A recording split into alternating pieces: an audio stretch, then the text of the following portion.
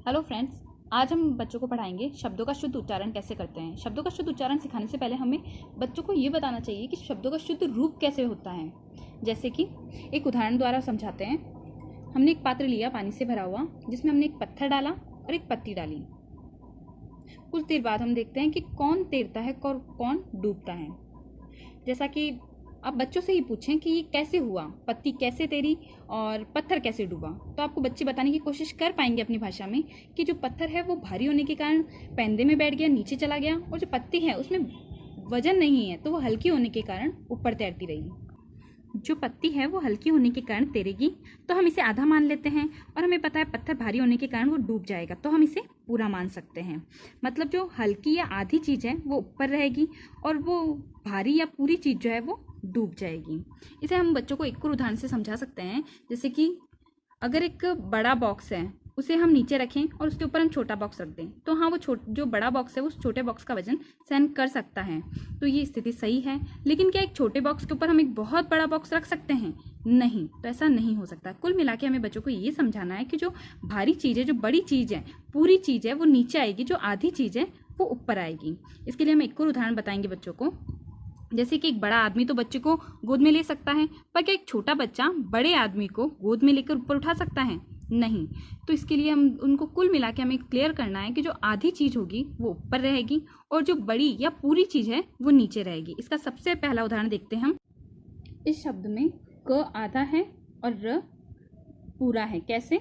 क ऊपर है मतलब हल्का है, तो ऊपर है, आधा है मतलब ये, और र नीचे है मतलब ये डूबा हुआ है। क्यों? क्योंकि ये पूरा है। देखिए, तो क आधा है, र पूरा है। अगला शब्द हम देखते हैं।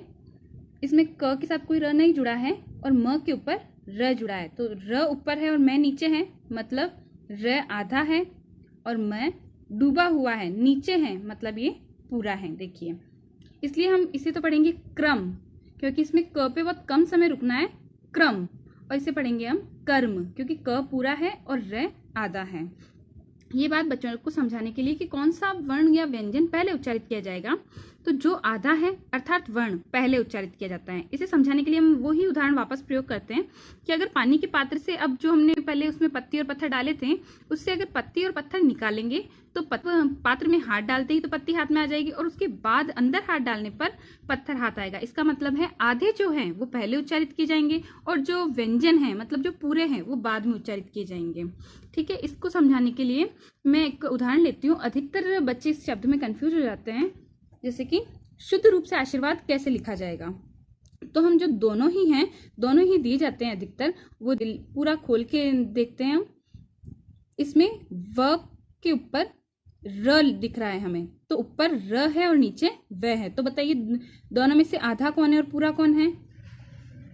जो ऊपर है वो आधा है। जैसे कि हमने चित्र में समझा था, जो ऊपर है वो आधा है, इसलिए आधा है तो ये पहले लिख दिया, और व जो नीचे है वो पूरा है, वो डूबा हुआ है, क्योंकि इसलिए ये पूरा है, तो व के आ की मात्रा लगा के हमने लिख दिया। तो इसे हम क्या पढ़ेंगे?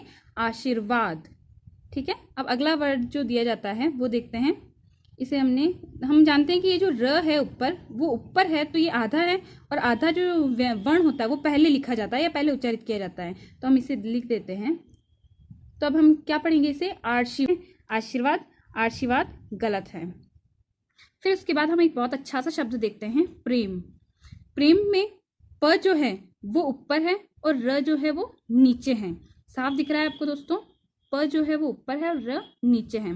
तो ये जो प है मतलब हल्का है तो आधा है, ये ऊपर है क्योंकि ये हल्का है, तो हमने बताया था जो ऊपर है वो आधा है, तो प आधा है और र पूरा है। तो ये जो र की मात्रा, ये ए की जो मात्रा है बच्चों, ये प के नहीं र के लगी हुई है। दिखने में ऐसा लगता है जैसे ये प के है, लेकिन ये र के ऊपर लगी हुई है, इसलिए हम इसे पढ़ते हैं प्रेम। क्या पढ़ते हैं? प्रेम। ये बच्चों को मैंने समझाने के लिए लिखा है कि जो आधा पै भी लिख सकते हैं हम, या फिर पूरा पै लिख के अगर उसके हलंत लगा दें तो भी वह आधा माना जाता है। अगला शब्द मैंने लिया है पृथ्वी।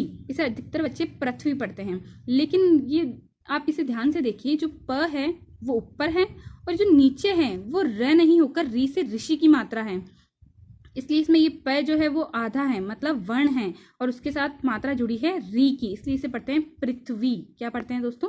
पृथ्वी।